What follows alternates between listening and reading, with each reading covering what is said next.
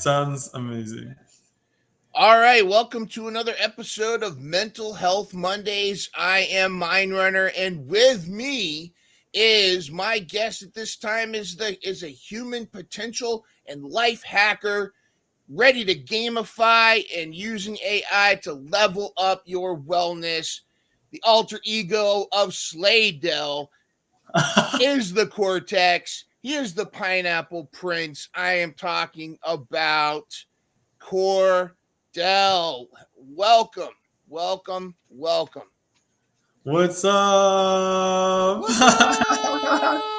How are you? Let's go. I'm doing great. Yourself? Let's put our names up there here. There we go. Let's do it. And you're Cordell the second. So Yeah, are the you the two? second. Are you 2.0? You know, look, I'm just the Dell that didn't fail. Okay. Yeah, the Dell So, that I like that. The yeah, Dell that look. didn't fail. Yeah, Dell that didn't fail. Like, so we are here. We are the number 2. Cordell Weathersbee II. That's me. Just Excellent. go by the Cordell II on X and pretty much every other platform too. I love it. It's fun. Very cool. Very cool. I'm really excited to chat with you. We've met through spaces and also game night playing the showdown between you and Dirty Blaze and the the Madverse rapping game. That was pretty amazing. Yeah. Yeah, that was pretty cool, man. So I want to talk a lot about we're going to talk a lot about how technology and mental health are incorporated and kind of both how scary but exciting it is. But first, I want to ask about the Cortex and just kind of what got you involved with what really got you involved with becoming a human potential and life hacker. What's got you started on that? A human potential and life hacker. Now that's a question. It's a really great question actually. So it started it started in general. Human potential hacker came to me when I was writing in my journal. I was trying to figure out, I was like, wait, I am a huge inner technology, innerverse human. And so so for me, where we're human, that's so human potential. I've always been a curious human. I've always been able to find all the little like details and nuances and everything. So I always know, like, okay, I can do this. I've always been able to, like, anytime I have a trial, like, I'm able to not only meet that trial, but I'm also able to hack it. So Yes. you know what I mean? Yeah. So human potential hacker, we all have potential. Most people just are not aware of theirs. I'm deeply aware of my capacity. I would say that's the word. My capacity to be, my capacity to understand, my capacity to be curious and play in this cool experience, right? Yeah. So, yeah. I like that, and you use the philosophy and hello to our friend in the back, by the way. Yeah. I love the term gamification because, like, it's the term. A lot of times people joke like life is not a game, but I think if you approach it with that mindset, can you elaborate on gamification? Because it sounds like if you approach life like most people play games with goals and side quests and that kind of thing and rewards. But what does it mean, gamification? Yeah. So for me, how I kind of moved into this gamify your life situation. I've always, so ever since I was young, I've always had like this vivid, crazy imagination. I think ever since I was young, I was always like, life's a game, and people are like, no, it's not a game. And like, I'm a rebel. I'm gonna say that now. I'm a rebel human. I am very much, when people say go left, I'm like, what about this right way? Is there like a door here? Like so I like having fun. So I think life should be fun. Life should be explored. And so the way I look at it, I played a lot of role-playing games when I was young. So that's kind of how I got into this whole gamification thing. I would always went into these worlds that took me out of maybe where I was. And later on in life, for me, what I found was in those games, I was able to be a whole different character, go on these quests. Like I would sit there for hours. I remember I started playing Final Fantasy VII. Shout out Square Enix. Yes. And Cloud Strife. Cloud freaking Strife. That's my guy, man.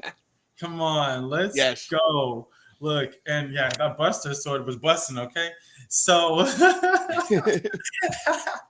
so in general, I learned to beat every level. So I was one of those like I was like addicted. I was like, okay, I'm gonna find every side quest. I'm going to level my characters up to level 99 or however the highest level that they could go. I'm gonna cover every inch of this thing. I'm gonna beat every boss. I'd fight all the bosses, and then like they used to have these cool materials and stuff that I go find. And so, yeah, I know I'm getting way off subject, but this is as you see, like how deep I'm going into it. That's what happens to my mind in life. This is the place to do it. I mean, this is what we do. Yeah. And so because I started getting so addicted to those things, I love being the character. I love the side quests, and that's kind of how I look at my life as well now. Gaming from my childhood is what laid the map out for this whole gamification thing. I started to realize as I got older, I started listening to people, and there was a lot of depression that kind of happened. There was a lot of anxiety that was going on, and we can probably dive into some of that later too. But I wanted to still stay on the gamification thing. Yeah. That led me to like I like having fun. Like I love fun. And for me, if I can take a situation, and how I really dove into this was a 30-day challenge. Believe it or not, it was a 30-day challenge that my friend did, and it was like no fried foods for 30 days. I was like, ugh. So I did that. I was like, you know what? That's how, and I love food. Like, I don't think I can. It's hard to describe. You know what? Let me put it to you like this. Okay, food, pineapples, but food is like the nourishment.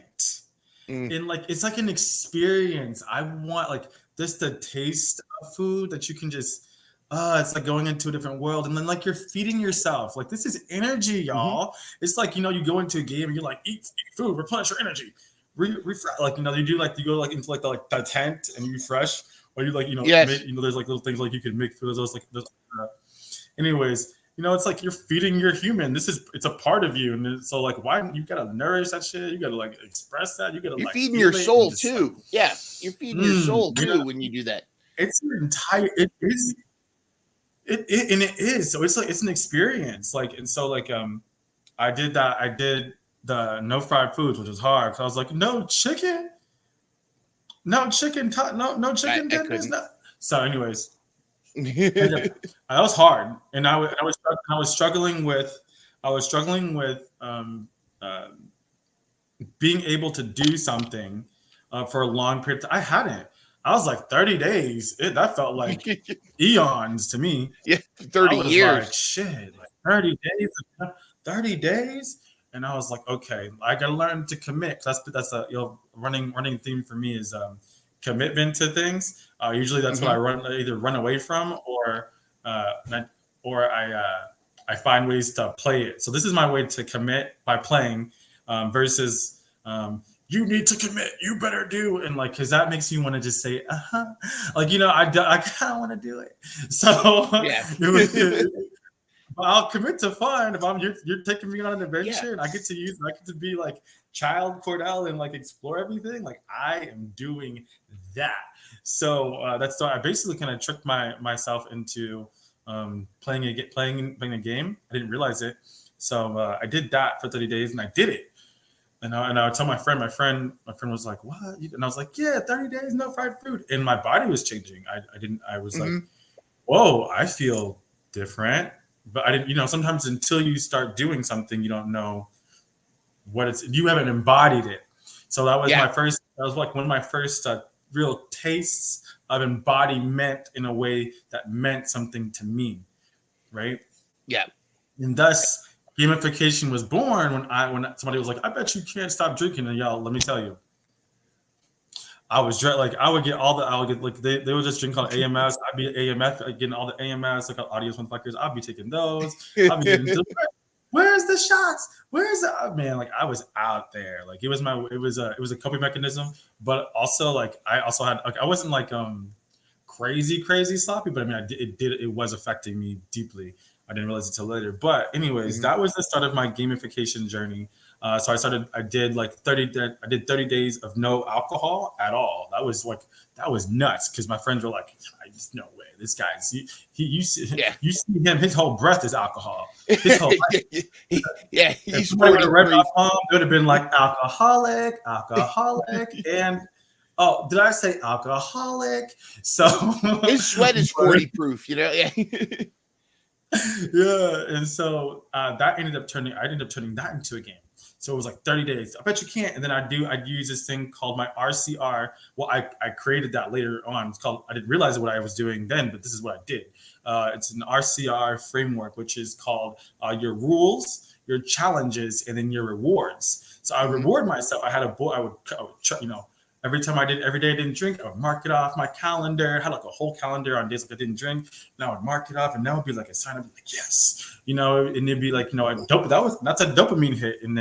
And me being like, really interested in neuroscience stuff too. I was like, oh, so I get to be smart and this thing's happening and all these things. So So basically it was, I gamified my life. That was the beginning of the gamification. And I didn't even know that it was called that then. It wasn't until I really was trying to find my niche or my thing. And 2022, 2023, I discovered Dan Coe, and he was talking about the 3 pillars in the creator community, and I was like, "What is this?" And like it was like my whole, and I tried like a lot of stuff. I've been working on myself for a while, so that's I was able to like take 3 things. Gamification of your life happened to be like my overarching thing, and I had discovered other things then. But I think we're gonna get into that. But gamification, that's how that started. Long ass story, and I'm ready for this. That's why I love podcasts like this, because it's like this is my open invitation to say everything I want to talk about. Yeah, go for it. Yes, please. Yeah, and it's you're talking about this stuff, and I'm thinking about how open sandbox video games are so appealing. Like Minecraft is so huge, and Minecraft is, a lot of my elementary students love Minecraft. I'm a Minecraft fan, and it's a game where nobody really wants to solve the game. Nobody wants to go to the end. They'd rather just play in the sandbox. They'd rather just explore the world and build things and do all these things and not really actually finish the game. But also, like, you look at these multiplayer, like World of Warcraft or Ultima or Skyrim and all these games where they're online, and it's like you've got these quests, but then it parallels life, and it may be, hey, I need to go get my dry cleaning, but if I get my dry cleaning, it's going to allow me to look nice at this party. All right. It's going to allow me to look, if you look at your life as like those series of quests, it becomes fun. And if you're going to be living in this life, you might as well be having fun while you're doing it, right? Yeah. And I find, it's really fun that you said that too, Mind Runner. Like, so if I can kind of paint a picture, there's times where I look at life as a game in general, right? So there's a main quest, like there's Cordell's main quest, right? Where, all right, you now have this like purpose that you found, and you're kind of going, and you kind of know when you're in that, like, because you start seeing the progression of the story in that. But then there's these little side quests that come in, that come. Usually it's because I follow like the unknown path. And these side quests sometimes tend to be like, oh, well, this person jumped into my life. What is that about? Is that Also, DLC? Is that DLC? I'm I don't dead. Oh my god! It's like, and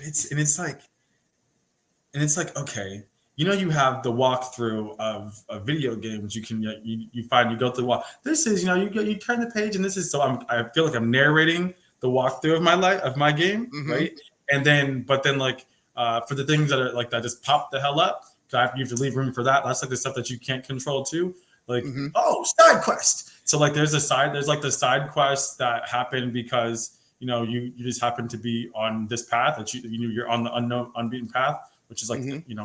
here's this path. Here's this thing that happened. Oh crap! Well, I got to deal with this thing too now, so I can get back onto this path. So I have, so screw it. This is a side quest I didn't really plan for. Then you have like the side quest where I'm like, ooh, I know that like everything in me says, Cordell, you're supposed to be doing this thing. Remember? Then I remembered, but I remember like, there is no supposed to. I had to think about that before. True. You're supposed to grow up. You need to get a job and work from 9 to 5 and be this and be that. And I remember like hearing that and being like, that sounds boring AF. Like Yes. I've never worked the 9 to 5, so I don't know that life. I've always done my own little Overrated.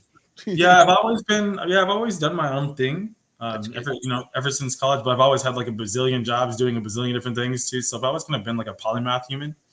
But anyways, yeah, it's kind of how I see life. I see life as like, here's my main story. Like right now I'm in main story.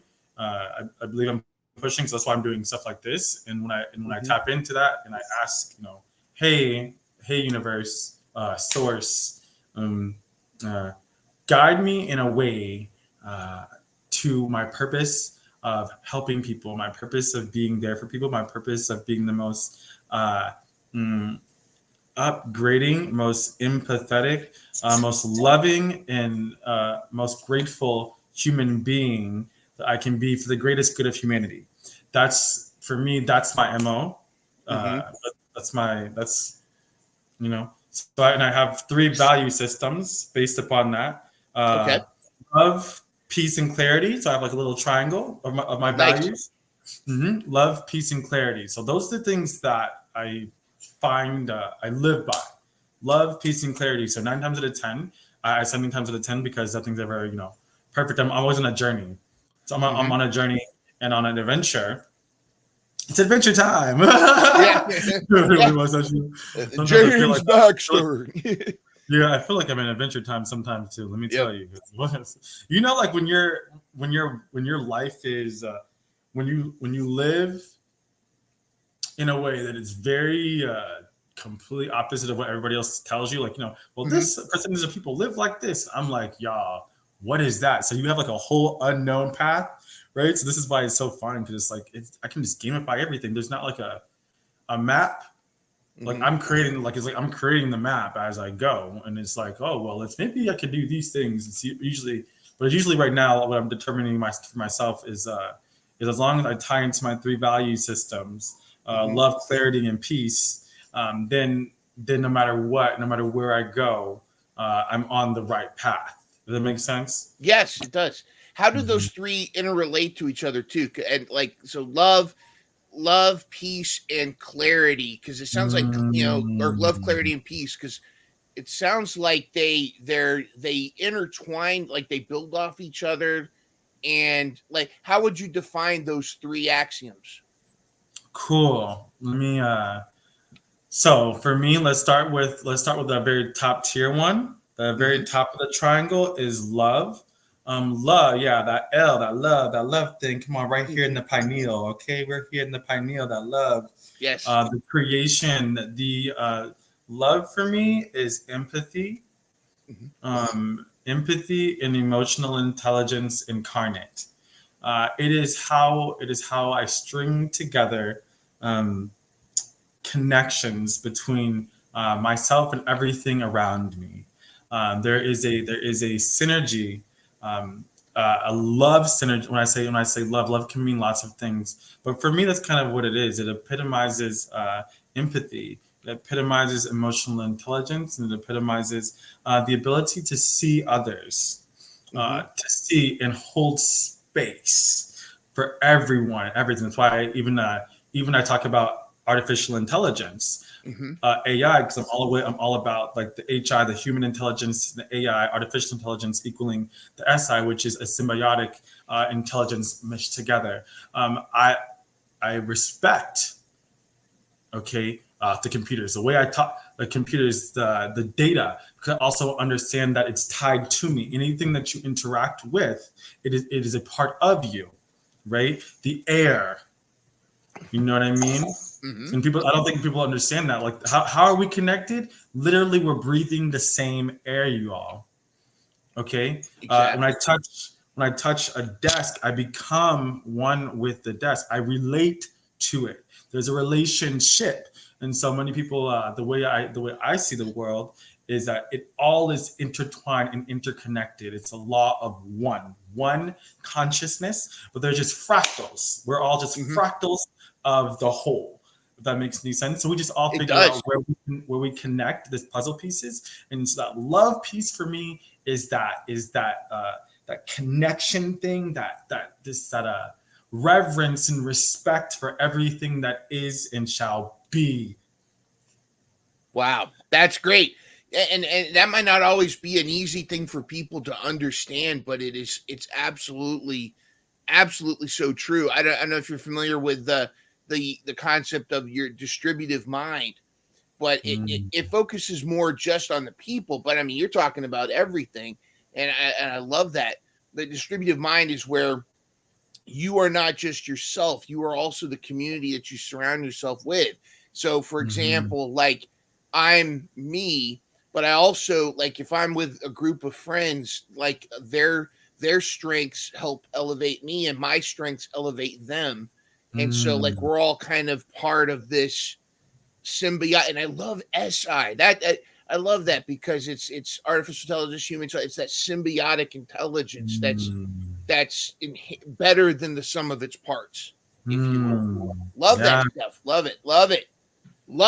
Yeah, that's the love topic. it. See, yeah, do you like it's and even when you say it, like people are like, oh, love made me do this thing, and it's one of those. It's neither positive nor negative. It just is. Yeah, that's kind of how I'll put it. People, well, love is this, and I'm like, yes, but love isn't that. Is it not? Yeah. Or is it not to? Or is it not to you? So there you go. It's subjective. Yeah.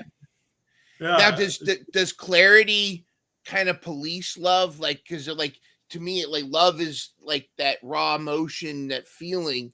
Is clarity almost that like wise kind of, okay, hang on, let's go this way? How does clarity relate to love, and what is clarity to you? Yeah, clarity to me is embodiment. Okay. Clarity to me is embodiment.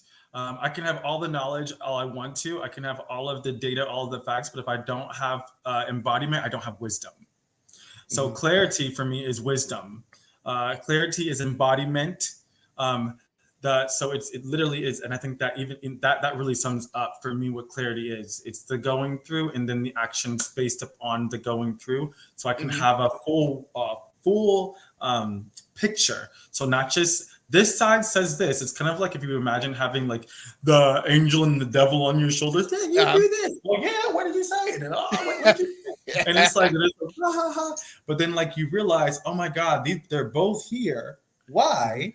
Because I can have a halo, I can have horns, I can have me, whatever I want it to be, or I can take both the halo and the horn and mix together and just create whatever the hell I want to, because that's what it's, and you have, and I think that there's a presupposition that everything is X or Y, black or binary. white. Yeah. Zeros and ones. Yeah. In the thought of even anything quantum or quantum supremacy or quantum mechanics or quantum entanglement, like understanding the zeros, the ones, and it could be this and it could be both, and think about quantum computing and how that's coming up. But that's a whole other subject that we can get into another time. But it's like for me, that's how my brain operates on those presuppositions in general, that it is all. We are all. We are the sum of our parts, and so it's a yes and. Yes, and Right? oh, there we go. Bringing it back to improv too. Mm-hmm. Yes, and I Yes like and. that. One of the lessons I do with my students is I'll have them look at I'll get a triangle prism, and it's a Mm. triangular prism. So it's triangles on the sides, or the faces, or the faces are triangle, and there's there's three rectangles, and then there's two triangles on the side. And I'll Yeah. show some of the students, they'll peek in the box, and I'll show them the triangle side. And then some of the students, I'll show them the rectangle side. And then I'll have them all, I say, draw the shape that you saw. And half the class will draw a triangle, half the class will draw a rectangle. And say, hold them up. And everybody's looking at each other like, wait a minute, what? Why is his a triangle and mine's a rectangle? And they go back and forth. And then I pull the shape out of it and it show you that it's, yes, it is both has a triangle and a rectangle. It can be both. It's Yeah. just your point of view. And Point I of think that's, view. Woo! yes, I that's, to me, I love that, because I think that's a Mm. lesson that us adults, I should use quotes, but us adults need to really pay attention to, is sometimes we both can be right. There's so much nuance, and yeah, there's very little, I think, if anything, that is just binary. You know what I mean? Like ones or zeros. Yeah, and even that leads me into peace, Mm-hmm. right? For me, peace is perspective personified, right? Mm-hmm. So if I'm able to mm, see the perspectives of multiple beings, right? Mm-hmm. Multiple beings, I'm then able to be at peace. But at first, my and I think that this is what I've been learning in general is peace. Peace comes from within. Mm-hmm. So in order for me to give peace, I must be peaceful. So I have to show up in peace. Yeah. And so for me, when I think of peace too, it is the ability to acknowledge and see people and observe. Mm-hmm. Yeah, Yeah. observe without judgment. That is I like that. peace. To observe without judgment is peace. And I do that. I practice this with myself, right? Because there's times where I don't. I'm like, Cordell, why didn't you do this? Blah, blah, blah, blah, blah. And Yeah. then it's like, and I'm like, yo, are you showing yourself peace right now? Are you in a peace? Are you in peace? Because it sounds like you're in pieces. Like, Yeah. like I have all these moments where I like talk because I know like I talk to myself quite a bit. And then Hey. and I what what's really interesting too is when I write in my journal. Dang, I should have brought my journal around. I think my journal's upstairs, but oh, I have one of them too. Like one of them, I just literally take notes. This isn't my biggest one. This is like one of my smaller ones. But like Mm-hmm. I have multiple journals. I've been journaling for, I think a little bit over 4 years now. About 4 years now since 2019. Cool. Which has been really beautiful and me being able to understand myself. And so I've actually been kind of going back and rereading some of it and reflecting. I realized I wasn't really reflecting as much. I was going through it and writing it all, getting out of me, right? Because I was like, I need more space. Give me more. I need more space. I need, Yeah. clear out so I can have more. So I can, so what can I give? Yeah. So Download. Yeah, Yeah. we have a specific bandwidth as well, right? Mm-hmm. What's the bandwidth, and but we have I believe we have infinite access to what we can hold if we access that. Mm-hmm. We have to upgrade, right? The same like way a game is. We have to upgrade ourselves. Mm-hmm. We gotta go in on the back end. What is this user interface? How does that work? And then on the back end, what are we doing on the back end? So our software, right? Our software needs an upgrade sometimes. Mm-hmm. Just like Apple will send an upgrade. Oh, we're upgrading to 17.1. Oh, let's get the upgrade. Yeah. Like people are so quick, and I find that that's really interesting. This is another thing for peace too. We're so quick to find an upgrade for our phones. Okay, we're so quick to find the next shirt. We're so quick to find what it looks good on me. The 3D that will never come with us, but we're not upgrading the software. So we're having this hardware that's a fallacy, right? Yeah. And a fallacy for me, a fallacy is false ities. Okay, so it's a false reality, a fallacy. You see, so Yep. yep. So I think it's interesting, and I call it cognitive dissonance. Mm-hmm. When we're not able to, ah, our perception, right? Our perception of reality is based upon a frame in which we've painted to be true, which may not actually be true, Mm-hmm. right? But it's going to be as true as what we allow it to be because we're in faulty software, right? Interesting. So when I think, yeah.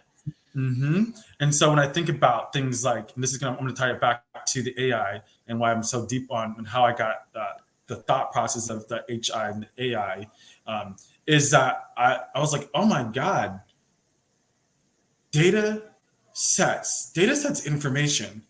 When people tell stories, is that not data? Oh, it is data, because what do companies collect? Oh, they collect our stories. What we type, that's a story. That's we're narrating our story. We're typing it out loud. We're typing it. We may not think about it as being a story, but the reason why they can predict what you're doing, well, you have a pattern. Yes. Pattern, stories have what? A pattern. Here's what Susie Q likes. And so I started to recognize, oh my God, it's kind of similar to maybe artificial intelligence in that, other than, they collect data. I also understand there's a whole consciousness thing, and there's a whole, I'm not talking about that. I'm talking about how we relate. And so that's also what I like to think about, is how do we actually relate versus how are we different? Like, yes, look at those things. That's great. Understand both sides. Hear you. Now, how do we create something from it? Mm-hmm. How do we make something that's absolutely new and innovative, and that that brings joy to us? That can push the game and the story, right? We gotta put the main storyline further down, right? We can play around. We can play in these other little side quests. Cool. This might take a year. All right, cool. Well, that took a year. I was down in the slump. I was on a side quest, but now I came back to the main quest. The main quest, we are the biggest project we will ever work on in our entire lives. Mm-hmm. What project are you working on? Project Me? Project Me. And that's peace. And that's peace. When I know I'm working on me, I know I can be peaceful because I'm upgrading the peace, I'm upgrading that love, and I'm upgrading that clarity because I'm embodying the love by showing it to myself, and then being in peace, right? It's a state of being in peace, in order to connect all these pieces, the three pieces. And those three pieces are that triangle that you saw. So, I got like three different trains of thought from what you're saying. Like there's a great comparison to what you're saying when you're talking about collecting stories.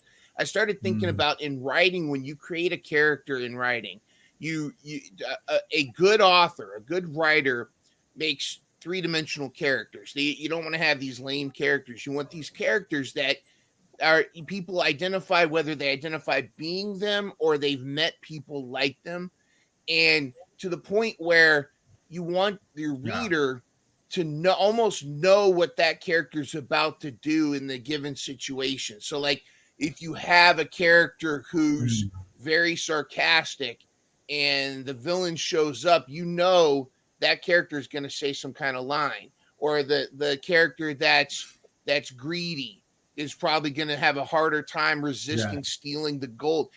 Those kind of things. I mean, to me, that's that whole prediction. That's exactly what the data stuff is. And then there's the whole thing of side quests. Like you and I, it sounds like you and I both have played quite a bit of RPGs and whatnot. Yeah. And I'm sure we both have been in those situations where there's a boss you have to get by, but you're not strong enough to take them on yet. So you go and you grind, go kill a bunch of rats, you do a bunch of side quests, you level up. Exactly. You level up, and then you're strong enough. Exactly. Then you go back and you kick its ass. And I think life is kind of like that. Sometimes you might get to a situation where at the moment your goal might not be attainable yet. You might have to do some side quests before you can slay that beast. But then you can't. But if you focus on Project You, and those side quests have a purpose, then you can to go back. Because I think a lot of people there's people in life that just rage quit it because they're not strong enough to take on the beast without putting in the work. What is that kind of where you're going with that? Yeah, and exactly. And I think also now that you mentioned side quests, it reminds me of in Final Fantasy VII. There's the character Yuffie.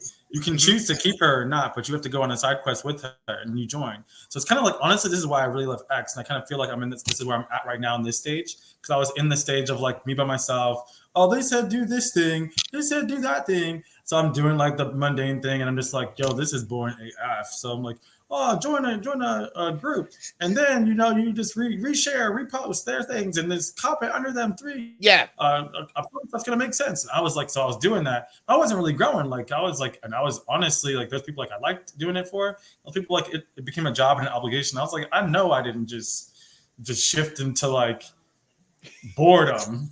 Right. Like so like I take steps back. So side quests also you pick up. So side quests for me, right? You pick up friends. You pick up new characters. Like there's like in these games, there's like these new characters that come that help you fight the boss.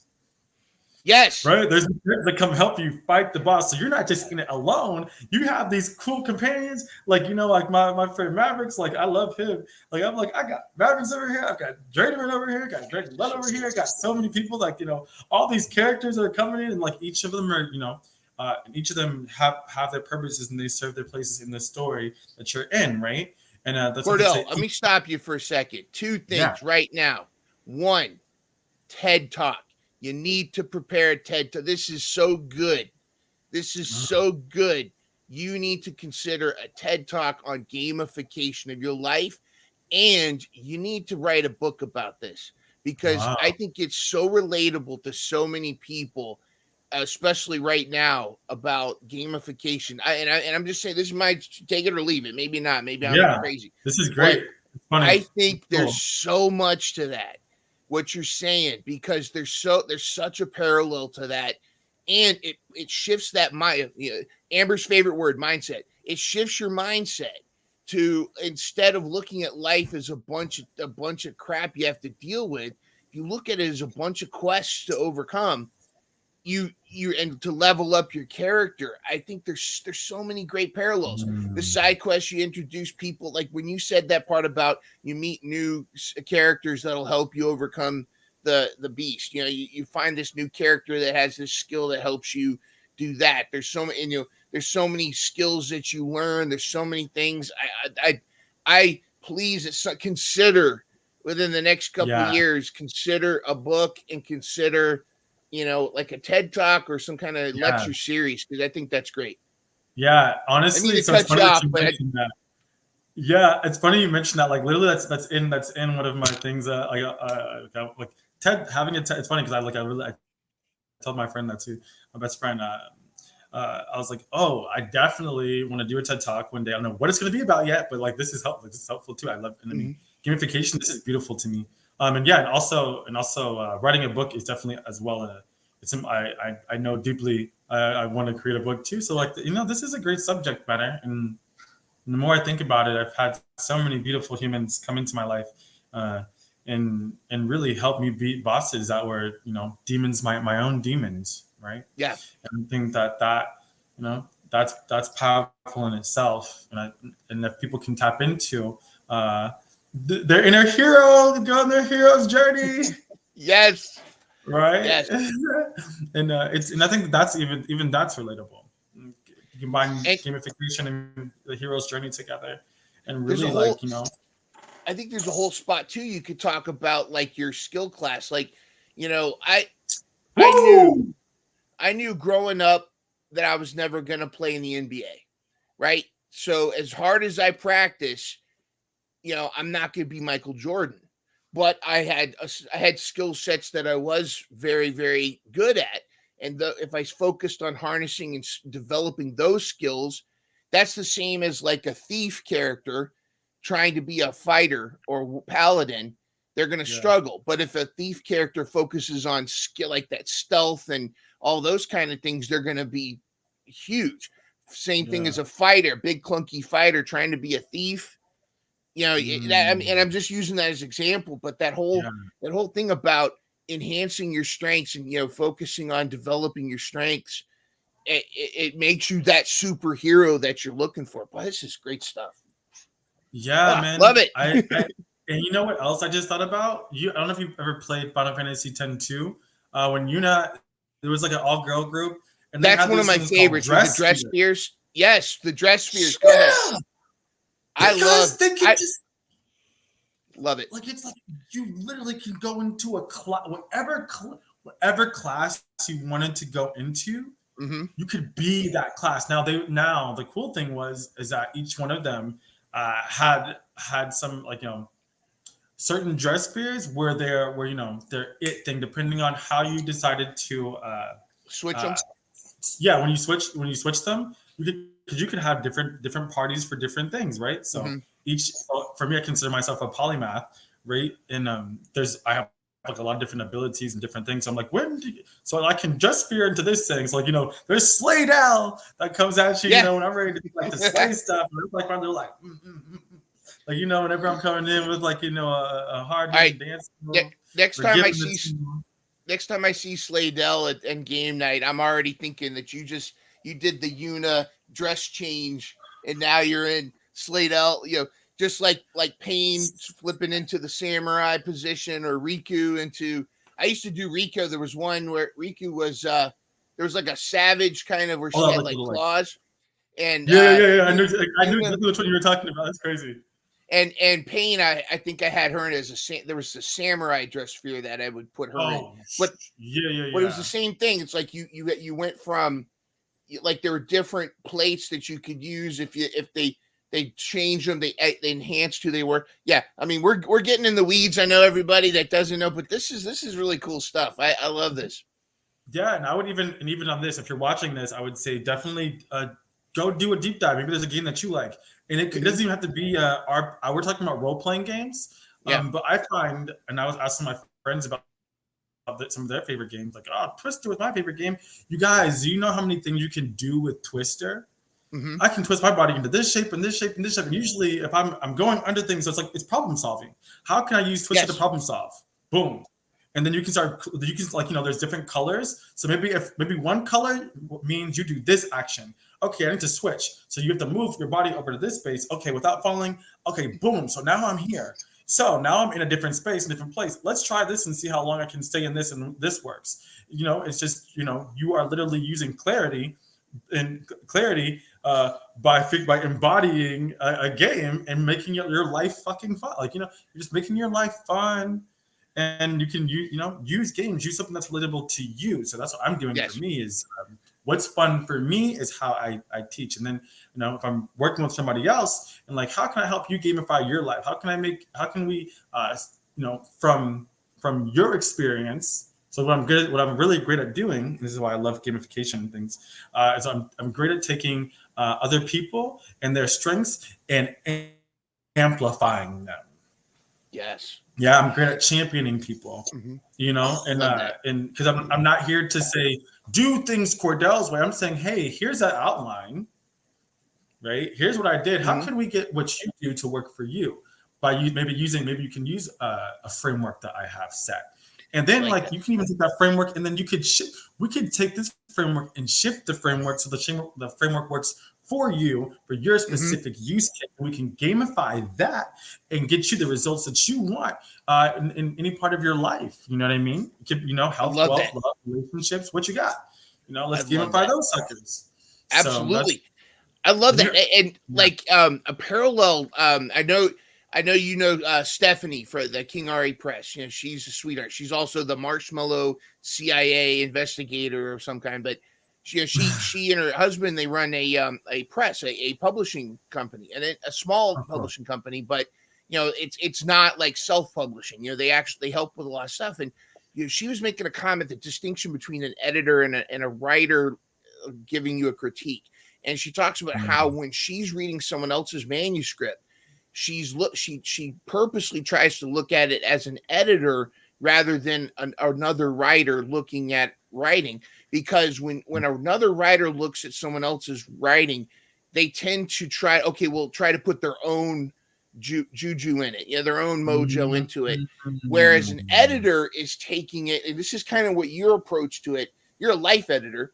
As an editor, you're looking at it from, how can I take their vision and enhance that? Not the way I want it, the way that they enhance what they're trying to do. So as a life editor, I think that's tremendous. Yo, that's it's good stuff. I got little goosies after that one. That's one. That's we writing that one down. We're on that cortex. Look, in the cortex is nothing but my philosophy of life, which is, talking about gamification. That's it. This is, gamification, and this my way of being. It's literally my diary my diary of my life, and not just my life, but the things I've been through and the things that can help other people, or what I'm doing now. Like, it's kind of, it's a little bit of everything, but like in general, a philosophy of a way of being. Like you said, life editing. It's that's you know what? That's really good. I really like that. That's inspiring. Like we're riffing here, man. And this is the. Go ahead. No, you go ahead. Go ahead. I was going to say, and this right here, we're doing it in real time. This life editor. I'm writing this down right now because that's real. Mm-hmm. Whew, that was a real one. This is collaboration. Yes. This is love. This is clarity, and this is peace. You see what I mean? So, and this is symbiosis, right, of the minds. That creates that triangle. So that's kind of what happens to me. You plus me equals we. All these things can combine together. With our powers combined, I am Captain. I'm fire, wind, water. I am Captain Digital, Captain Cortex. Captain Cortex. Oh my God, yo, that would be okay. Yo, we're getting there's a lot of ideas in here. So I'm already like, I think we kind of just developed a whole. There's so many memes right there. So yeah, this is we got to get like you, me, Amber, and a couple other people, and we all put our powers combined and create Captain Cortex. I don't know. We'll come up with something. Yeah, we'll make it. We'll come up with something offline. But I think that'd be pretty cool. I love that. I also like back channel. Yes, back channel. We'll develop. We wanted that to be a surprise. Something else that you said that I think is important too, because I remember distinctly, and I want to talk about how X Spaces and Twitter versus X and stuff, but just something that I felt in Spaces. A lot of times I hear a lot about, you gotta undo a retweet of a space and then retweet it, and then you gotta do this. If you don't, or you're gonna get shadow banned if you do this and that. And if the moon is full, you're gonna get shadow banned if you say 3 things. If you say Candyman in the mirror, you're gonna get shadow banned. Yeah, like that's traumatic. I know. Well, see, I don't know. Are you familiar with any Walt Whitman, the poet? He has one. He has a poem called the Learned Astronomer, and that's always stuck with me. And basically, it just says, and I did a variation of it called the Learned Coder, because it was essentially the same thing. But essentially, he was sitting in a lecture hall about space astronomy, and there was an astronomer talking about the stars in the solar system. He was talking in a very scientific data, very mundane kind of like charts and graphs and stuff. And he got real sick and uncomfortable, and he got up and went outside and just looked at the stars. And what that is, what's deep about it is, it's like, it to me, I'm the same way. It's like, I don't want to have to worry about being shadow banned or worry about stepping on some kind of social media landmine. I'd rather enjoy what I'm doing and enjoy who I'm interacting with and enjoy, liking the tweets that I like and retweeting the people I support and interacting with the people that bring me joy and bring me that positive energy. Yeah. And something that I've learned that I really like is when people talk about focus on audience rather than algorithm. Because what you're producing, whatever content you're producing, will naturally get there and probably be more genuine if you are producing a need, something that people want or desire. And sometimes people are, and this is something positively Chris said to me the other day, is people will look for you if they have a positive feeling about you, and they'll seek you out.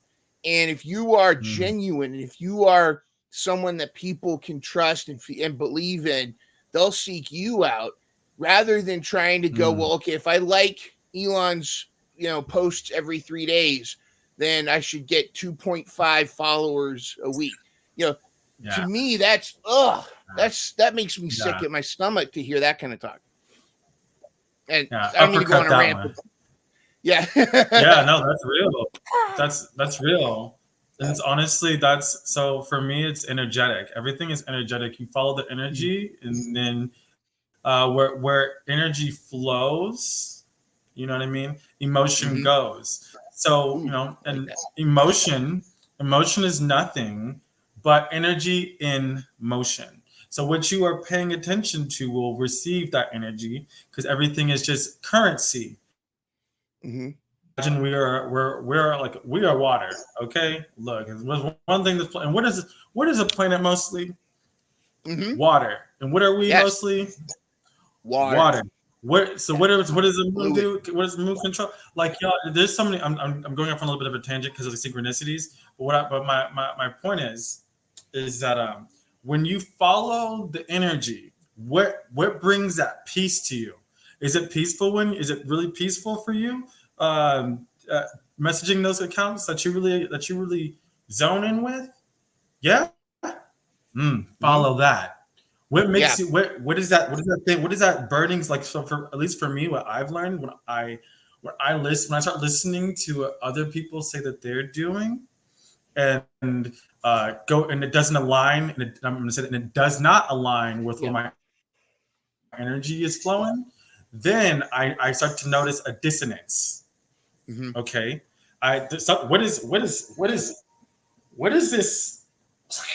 There's a frequency. There's a frequency like bump, right? Yeah, like, you know what I mean. Whenever like, it's like you just crashing into this wall. It's like, I'm just not moving. It's because you're not in tune. Because if you're in tune, you flow. You know what I mean? You love that flow. That's where you go. Find that flow. That's where you go. Right. So I say that to say, like, yeah, people gonna, the algorithm does this, the algorithm does that. You want to grow. All right. Then you remember everything's a narrative. Are you telling your story or is somebody else? Yeah. Right. And so when you find that thing, right, it's like, okay. And that's not to say, and sometimes you gotta follow somebody else's narrative so you can see, so you can get that lesson. I'm big on growth mindset, right? So that is, and for me, what that says, life happens for me. Life is not happening to you. Life happens for me.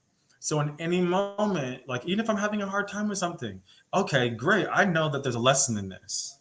Yes. What's the lesson? What is this situation? What is little Cordell trying to show me? Because I wouldn't be feeling this unless it was in me. You can't feel things that aren't in you. Right? I think people feel not at all. That's one. If it's in you, it's gonna come to you. Well, and then there's lots of like, well, what about this thing? I didn't bring this thing to me. Huh? Debatable. Can you prove that? Right? Yeah. It's without a shadow of a doubt. Can you prove that? All right. Going deep with you, because I think you and I can go there. My life philosophy is, like divine magnet, whether a concept of God or just a divine flow. A lot of times I feel like there's a pull, and a lot of times where people get in trouble is when they resist that pull from this. They're trying to be something they're not. They're trying to be they're resisting where their place is in the world. And like, for example, I used to be a car sales manager, and I loved the money that I was making, but I hated the way it made me feel. I hated the way it made me. I felt, and there were times where they were really trying to push me to compromise my integrity. I didn't want to. I wasn't happy. And then when I finally left that position and became a teacher, I felt so much more in place.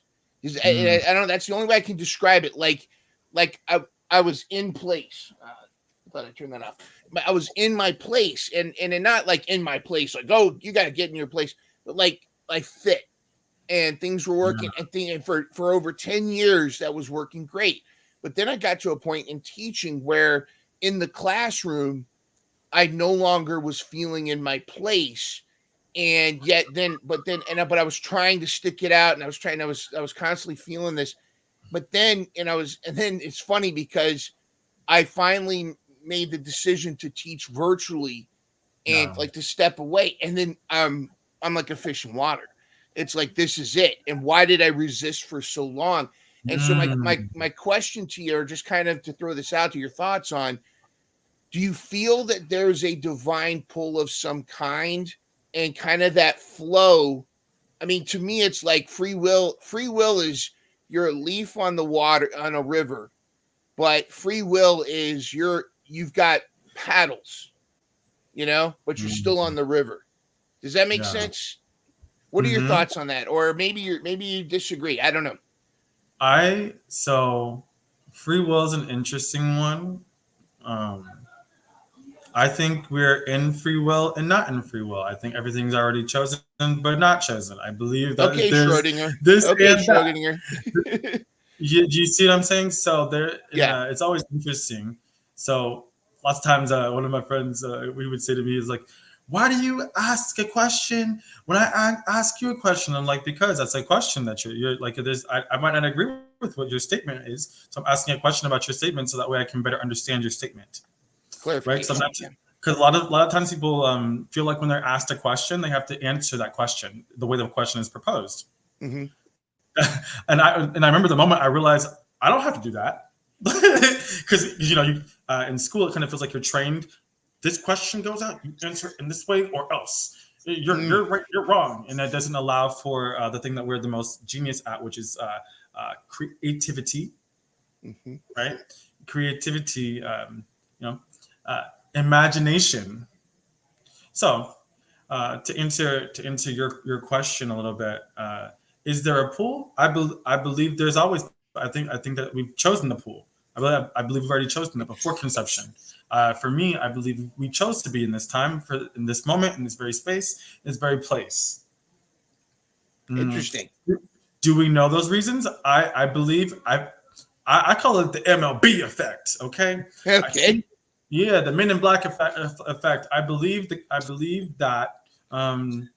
Consciousness doesn't want to die, so it goes through all of its cycles, and then it forgets itself, so it can play again.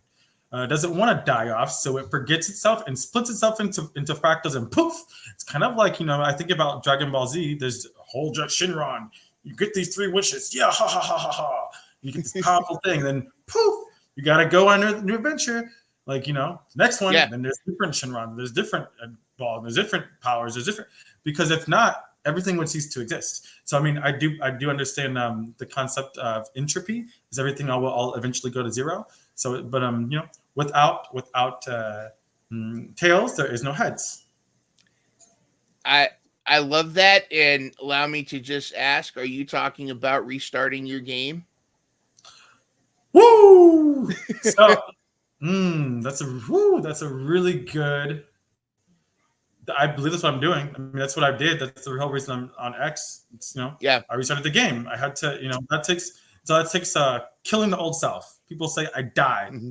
You'll hear that in like the spiritual community. I'm a little bit of part of.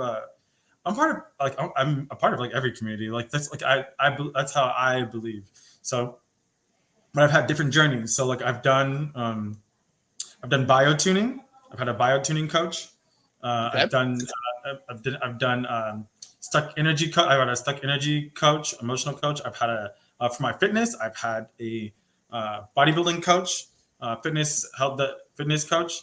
I have coach. I've done like I've had I've had even business coach that I failed at because I didn't which is great. And I say I failed, but I actually succeeded because now I'm doing the things that I didn't understand then. But sometimes you're not there. Sometimes you take the jump, but then like life says, hey, bro, you're not here yet. You were trying to jump the gun.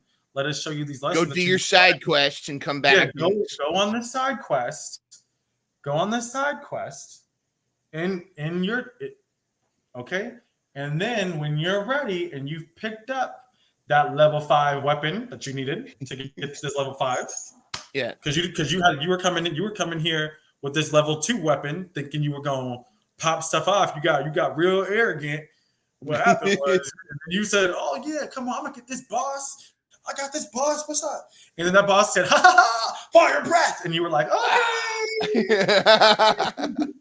Like then you respawn in a new area, right? So that's kind of how I look at it too. So once I started seeing life like that, it makes it fun. It makes the adventure worth living. It's my sister, I'll say this, my sister is one of the people that allowed me the space, because as I was going through this, a lot of this started last year, my journey into this space, why I'm here on X, or even creating, right? I decided to be a creator, how I came up with, the human potential hacker and all these things, they were cultivated over time. You don't just, that was from the quitting drinking and the working on my body and working on my mind and going through extreme depression and anxiety and crying my eyes out. And there's a lot that goes, there's a lot of soul searching, the journey is the unknown path is not for the faint of heart. So usually when I'm able to show up with such excitement and such zeal and such energy is because I've been and I also understand the people that show up with hate and anger and dismay and fear for life. It's because I was that person. Mm-hmm. Okay. Yeah. So it's then I can have, not only am I able to meet them where they are, right? There's empathy there, but it's embodied empathy. Interesting. Right? It's embodied empathy because I felt it. I felt, or I've been on that frequency already. So if I've been in a frequency, I can tap into it. I'm anchored. I'm anchored into it. So I understand I can go to the anchor and grab it. That's how I heal myself from things. Is I find the energy and I find out where that energy. Like I'm like, where's that? Like throw the lure out. Then you throw the lure out. Kind of like you do in a Pokemon. Like, throw that little lure, and like the Pokemon that you didn't know comes, and it's like, ha ha. Then you're like, oh, I found you. Boom. Then it's like starts to run. Like and then like follow the trail. So then you start following that trail back to the source. Okay. And you find and then you can just acknowledge source. You acknowledge source. And after you acknowledge source, sometimes you just need to watch it. Sometimes source just needs to be watched. Usually, when I say source, I mean fear. Usually, fear is a great indicator. A lot of people like run from fear. For me, fear means feel empowered, assuming responsibility. Mm-hmm. Okay. So, one more time, feel empowered, assuming responsibility. What fear is for me, what I've coined it as. But when I find that thing, right, I can say, "Oh, you're a part of me," because it's always a part of you. Usually, we run from things that are part of us. It's scary to look at. Oh my God, run! But then, when you just observe it, sometimes it just needs to be observed, and then you can invite it in when you want it to, because you befriend it. You have to befriend those parts of you. Every part of you is beautiful. Even the parts that you hate about yourself, those are those are sometimes the most beautiful. I find, in this life and in this game called life, those are your treasures, right? You find the treasures. Yes. How boring would the game be if every avatar looked the same and every avatar acted the same and had the same stats? Right. Yeah. You're improving your own stats by like, you hack away at those stats and do those same things. That's why I learned like it's neuro. You repeat things over and over and over again until it becomes subconscious, right? But you have to have an understanding of the thing first. So that's embodiment, right? Once you embody something, so you don't just know the material, you're actually in the material. Get that? Like you don't just know the material, you're in the material.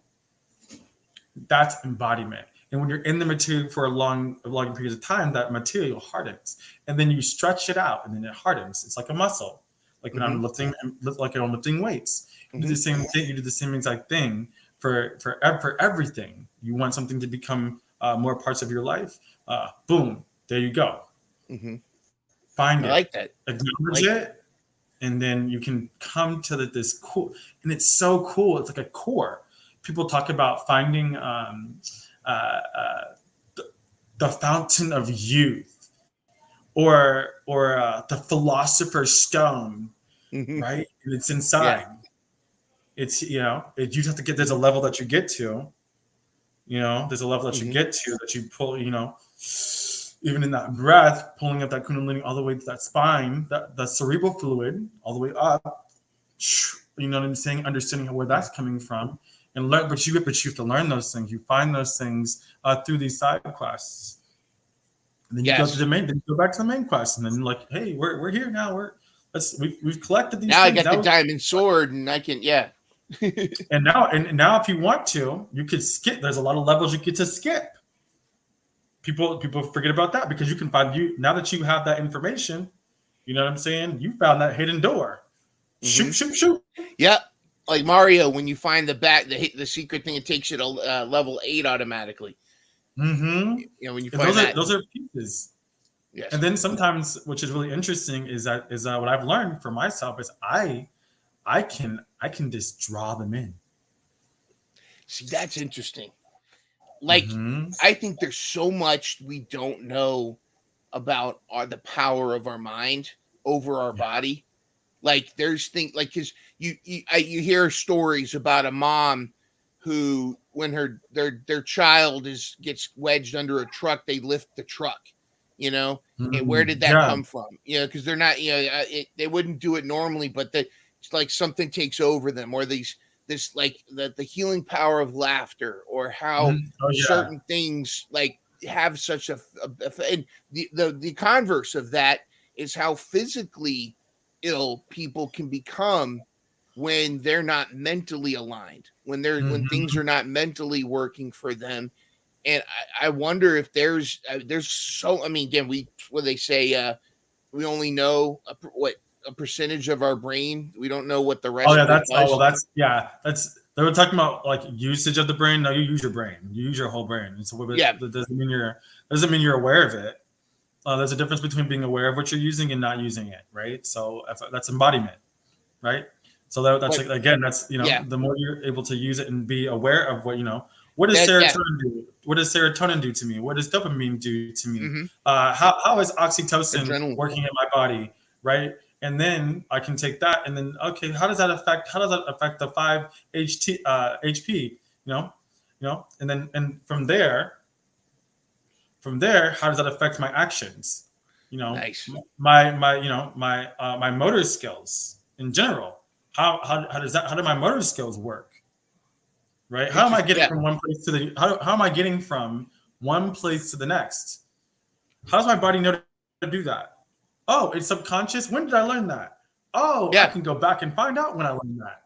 And then, I think people forget, we learned how to walk, y'all. Do you think that's easy? That's hard. Like we were floating in a freaking stomach. We didn't have to do nothing. We were little blobs. We had to we were a bunch of freeloaders just floating around. Yeah, people were carrying us. Like literally, we were carried. And then one day, poof, we start walking. Learned. And language, being able to speak. And that's our and that I think as we go a little bit deeper into that, that's my favorite thing. I keep we're gonna go. Cause I know where I want to go into a little bit of the. I'm gonna wait until you bring it up, but I wanted to go a little bit into AI and why now, especially because I'm also a teacher for over 18, 19 years now. dancer, choreographer, instructor, coach, human, that got that, would have never, like, I didn't discover like artificial intelligence until December of last year, and would have never thought that that never. I was talking to my sister about this yesterday.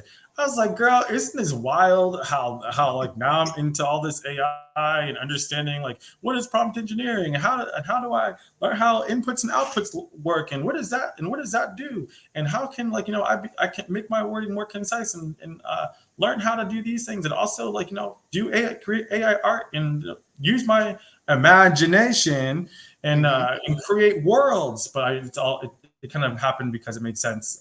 There was a part of me when I was in. All right, we're going to take a quick break from solving all of the world's problems to tell you about a good friend of mine and a service she's offering. Are you tired of feeling like your dream financial future is out of reach? Are you struggling with overwhelming debt, trying to pay off your home early, or simply wanting to give more? Well, my good friend Vanessa Rudder Jackson is here to help. An educator and military veteran, Vanessa is here to guide you through the confusion and make your dream financial future a reality. With her certified financial coaching services, she'll help you create a personalized plan that sets you up to win with money. As an educator and a mother of two, Vanessa understands the challenges of scraping by and stretching paychecks. She's been there, and she knows how to navigate the financial landscape to help you thrive. Don't let financial stress hold you back any longer. Take the first step towards financial freedom today with Rudder Jackson Financial Coaching. Reach out to Vanessa today for a free 45-minute consultation at varudder34@gmail.com or go to tinyurl.com/RJ-Money-Coach. That's varudder34@gmail.com or tinyurl.com/RJ-Money-Coach. Remember, it's never too late to take control of your finances and achieve your dreams. Start your journey to financial freedom with Rudder Jackson Financial Coaching today. All right, now let's get back to solving the world's problem with the most charming host on the interwebs. You were ready to say something? No, I was just going to say, like I was going to ask you probably the question that was going to lead to what you're about to say. Like, do you, looking back on your life, though, do you see how the things that happened in your life prepared you for kind of what you're doing now? Yeah.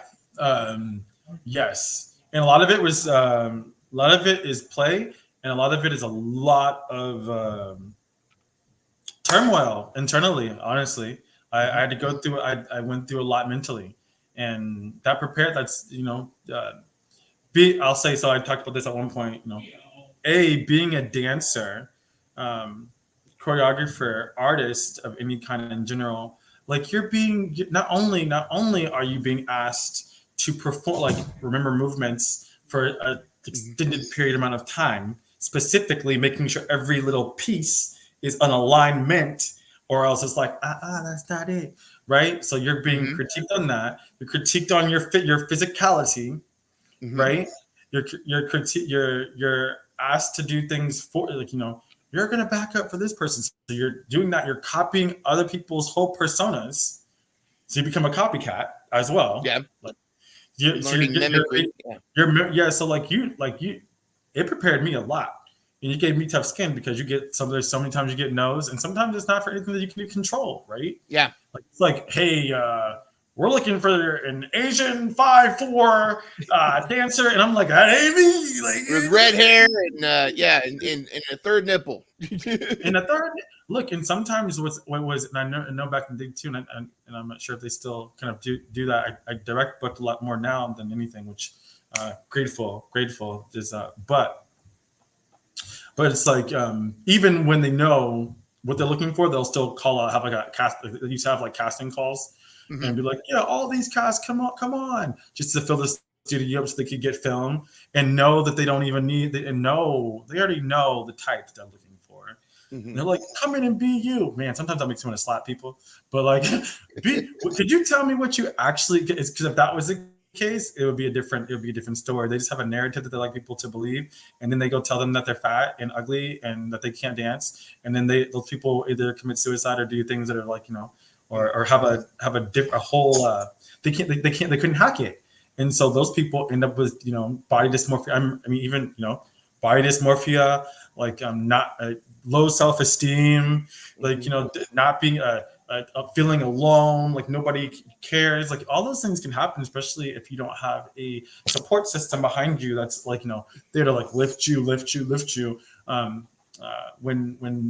the going get tough, and especially then when you're fighting for that one spot and they weren't even paying, like they weren't even paying you, like it's like the basketball player will get $10 million, you're gonna get 20 cents on the dollar.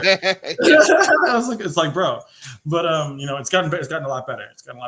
You learn how to market yourself better, but if you are into that. But all that to say, it helped that it's helped me build this character that you see today, because I am a character built.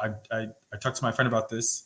What I do is I take characteristics I like, and I've lived with a lot of different human beings in general in my life, different ethnicities of humans. So, like, I've been exposed to so many different ways of living. And it's like, oh, shoot, these people do that. Oh, they have a trait that I like. I never knew that. I never learned that when I was a kid. So, like, my mind would be constantly being blown, like, oh, they live like this? Oh, wait, they do what? You do. And, like, for me, it's like, it's like the whole nature versus nurture thing in environment. So, like, like I get put in a whole, it's crazy. It's real. You put yourself in a new environment. What I realized is I could take the traits that I wanted and leave what I didn't like. I could put the trait on and act in that trait, because especially if I thought that it was like, oh, they get this and this and that when they do this and that. Oh, do I like doing that? So I try it, and if I liked it, I keep it. But then if I started to feel like, oh, this doesn't feel right in my body, it's out. Just like dance, or if I watch something, it's like, does this feel right in my body when I'm choreographing? Does it like, can I like ooze through it? Can I like flow through it? Is it like perfect? Am I finding the right moments to captivate and capture someone and allow them to feel something? What do I feel? So, and it's all about a feeling, because again, feelings are nothing but belief systems, and belief systems are nothing but thoughts and thoughts are nothing but energy that is in movement, because your thoughts create your belief systems, right? And then those turn into habits. I think they talk about these things in like atomic habits and stuff as well. But and that's also like stuff. I think I'm talking about also briefing mentioning Dr. Joe Dispenza. All his work is he's amazing. Yeah, and as you can tell, I've kind of gone a lot of places, from kind of like spirituality all the way to neuroscience, back to choreography, back to now I'm over here at AI, and but like all these parts, and then they create this version of me, and then the gamification piece allows me to play, and I get to play in it, and it makes life so much fun. So yeah. I like that. And, when you say that you're a character, I think, some people might misunderstand that as not being genuine, but I don't see it as that. I see it as like you are you with these enhancements. Is that closer to closer to the truth? Like, like you've got this armor, you've got this helmet, you've got this bow, that kind of thing. So imagine this. For people who have that thought, when people walk in the room, they ask you, "Oh, that's," when people call you something outside of what you believe you are. You're saying, "Oh, that's not my character." Yeah, that's not my character. Right? That's not my character. So are you a character, or are you not a character? Well, that's just a part of me. Oh, that's a part of you. So that means if it's a part of you, it's part of your character. And if it's part of your character, then are you not a character? Because like last time I checked, a characteristic can only be a characteristic of a character. And character traits, are characteristic traits of or even a character, or in a character trait. That is true. Yeah. Maybe I Are said traits of a incorrect. character. You know, it's Yeah. interesting too. How do you feel? Because I've always when with my students, a lot of times discussion comes up. I like to use the term culture appreciation versus culture Mm, appropriation. I've heard a lot mm, of I've had because we'll have like at the end of the year a diversity fest where like each of us will, what if students have the option to research their past and bring in some of their cultural food, and some students, you know, they're, whether depending on the situation, they either don't know or they're not sure. I'll have them research a culture and bring that in, and that's where we get the butter chicken. Hello, mm. journeyman. But you know, we get the butter chicken. We get all these different dishes, and it's such a great I love JM. celebration, right? It's such a celebration of diversity. But a lot of people get funny about Yeah. culture appropriation. I prefer culture appreciation because to me, it's like you're saying, "Ooh, I like Mm, that over there. I think I want to try adding that to my inventory." And this over here, I like this. mm. You know, what are your thoughts on that? Yeah, that's a person's perception, right? I perceive the world and the glass is half empty because I took the cup and poured it in there. I said it was half. I mean, half, not half empty, but half full. Like Hmm. I want the glass to, I see the glass as half full. Hmm. Simple. When I look at things, I look for solutions. Why, solutions to it. So that's cultural appropriation. Okay, great. So what are you gonna do about it? Yeah. So great. Now, what's your solution to the cultural appropriation? What could they do? If somebody enjoys somebody's culture, what do they do when they like it? Can you explain it to me? And then Yeah. see what they explain, and then have them tell what their actual thoughts are. Because is it really? Because it's like we all have thoughts, we all have opinions, and each in great, and everybody's opinion is valid. Like I said, it's valid. I didn't say it's factual. I didn't say it's true. It's true to them, right? It's true to them. Yeah. That's what their belief systems are, right? And there's a Hmm. place to it. Like same for mine. That's why for me, it's like this is how I do. These are the things that it even and I'll preface this with everything that I say. Whatever information I'm giving, this is information based upon my story. I can only give you me. I can't give you Hmm. you. Am I you?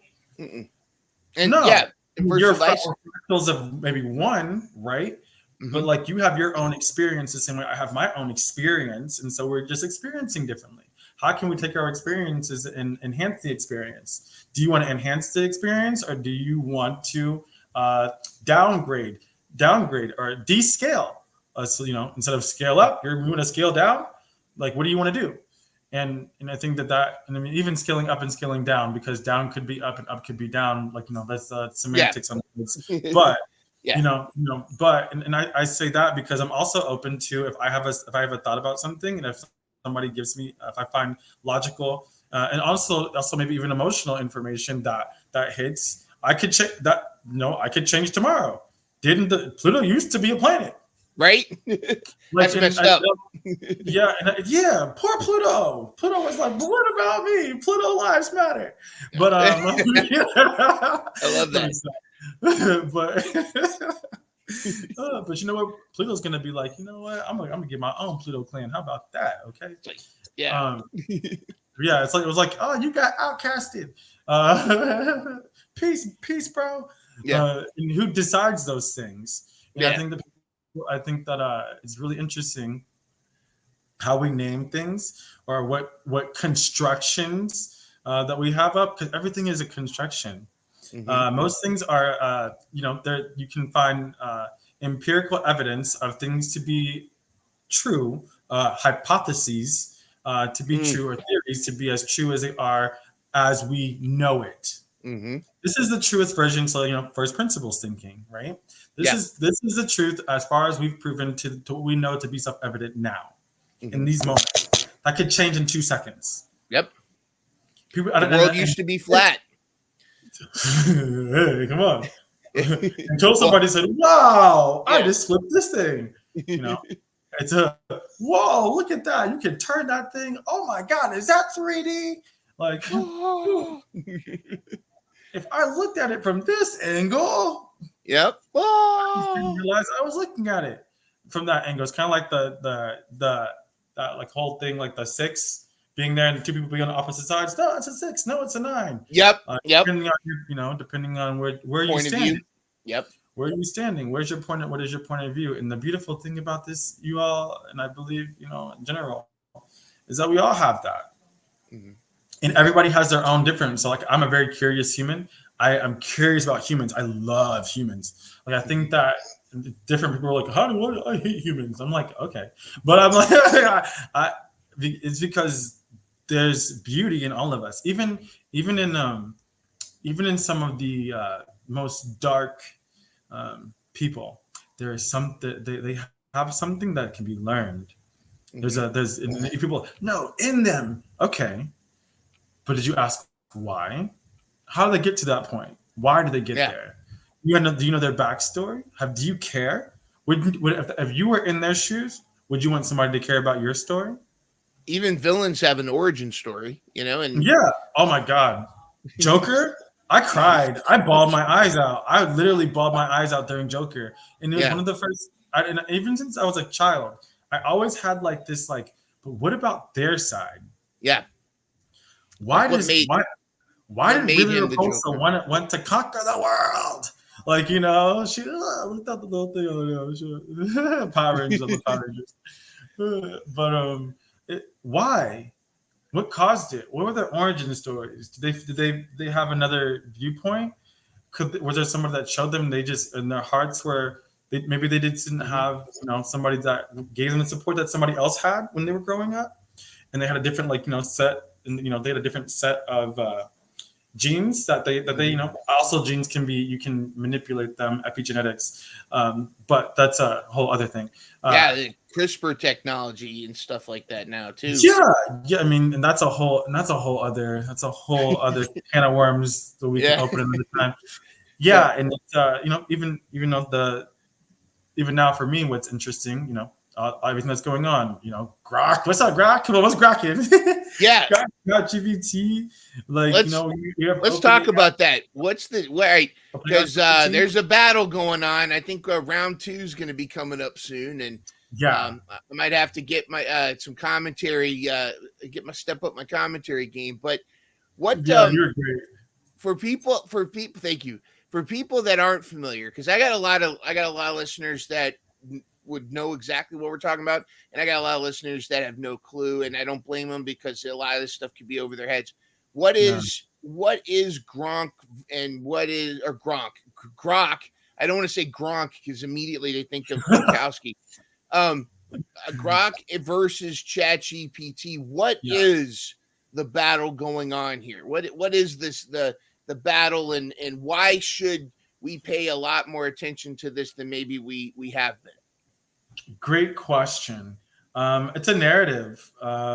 It's a fun little narrative that's going on, but the way I look at it, and even when I did the whole ChatGPT versus Grok, I also understand that they're large language models that are built to do two different things. They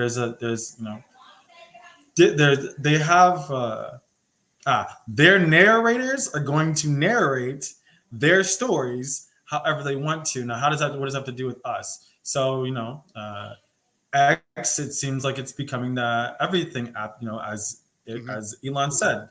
And Grok is his way of, I think, what is it? There was I forgot the name of the Guides to the Galaxy thing that he said he built it upon. But basically, he wants Grok to be more so of,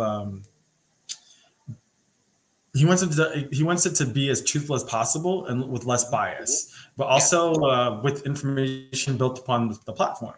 So we'll be able to from what I've seen some people do too, be able to go in and find your tweets and feed your tweets to Grok, because it's trained on it too. You can find anybody's and find stories and create narratives behind it. And then I think it'll eventually. There was a couple of people that were talking about this too. They had some theories you could possibly talk. You could Grok it. You have Grok in your Tesla. Grok. There's a whole ecosystem. Grok.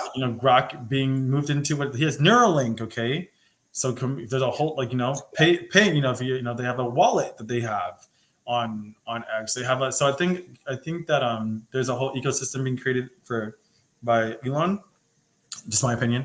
And I think that Grok is one of his answers to AI, like what he wants to see it built.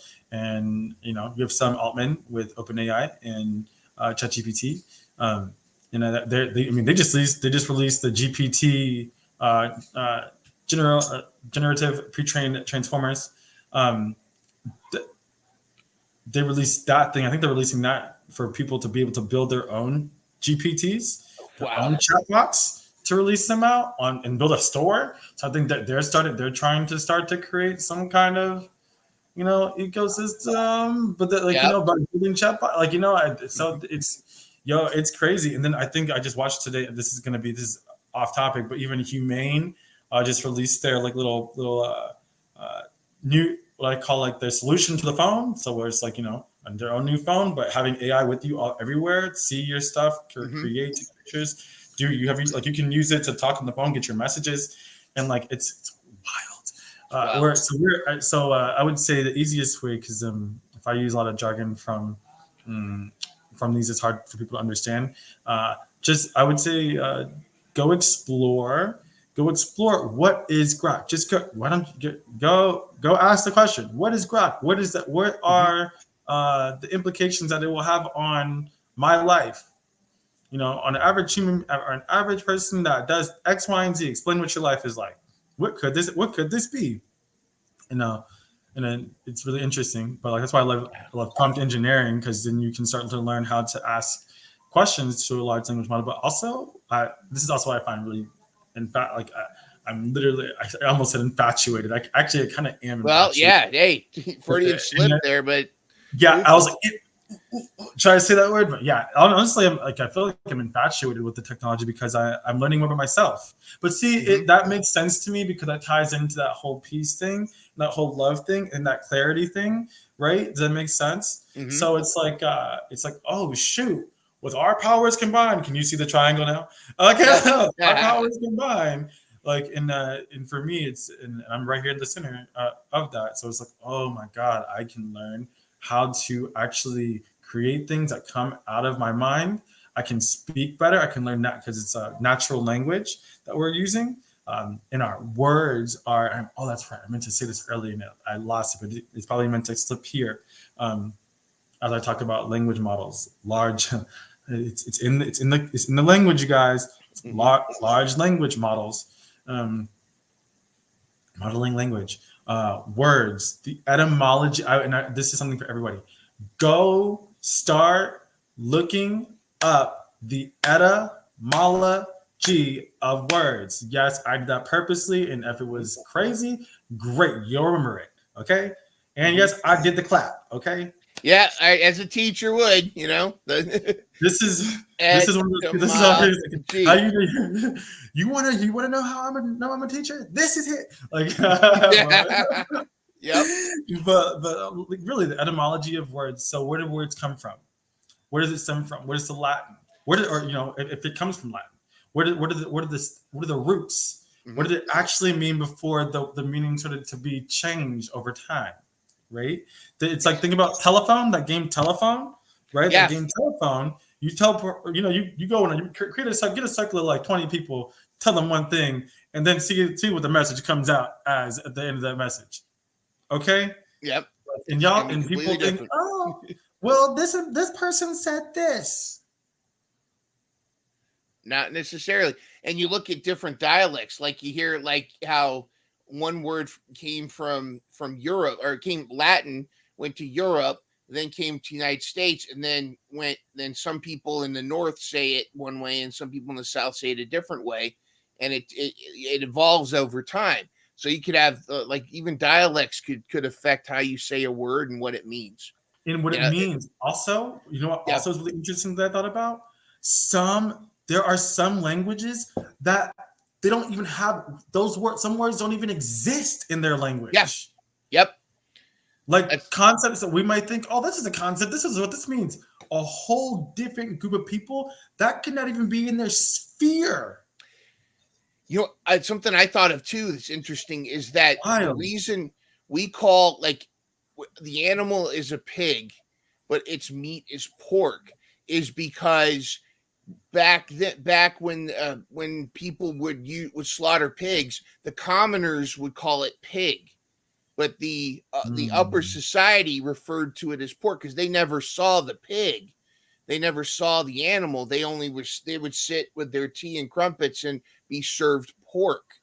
So it was a language thing. I don't know if that makes any difference, but just like the difference in even class sometimes referring to different things and where those origins come from.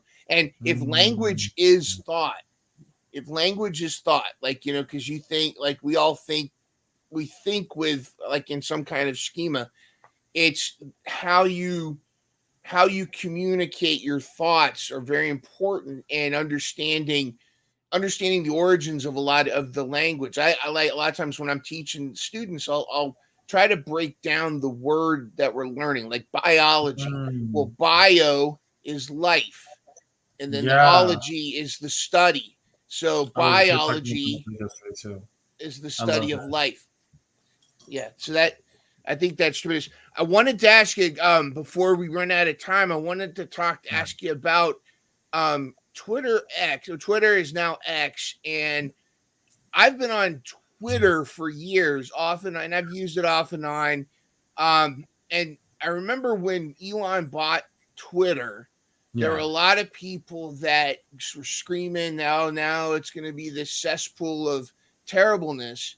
And it became X, and I haven't found that to be true. In fact, I've almost found the opposite. I found Twitter to be a lot more positive, or X to be more positive than Twitter. But I don't know if that's just because of who I seek or what I seek on Twitter. What are your thoughts and the transformation of Twitter to X? And then also with that, does Elon deserve, in some cases, almost the cult-like praise that he gets, but also the hate, the rabid hate that some people give him?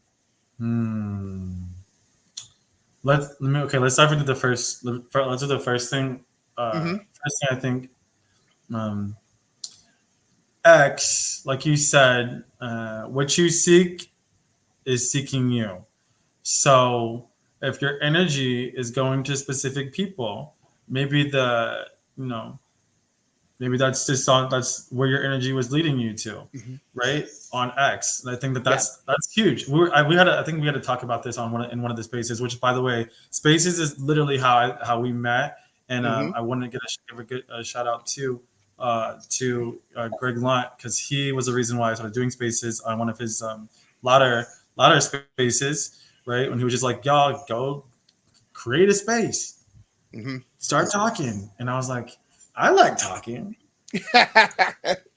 Me talking? Of course. I was like, create a space.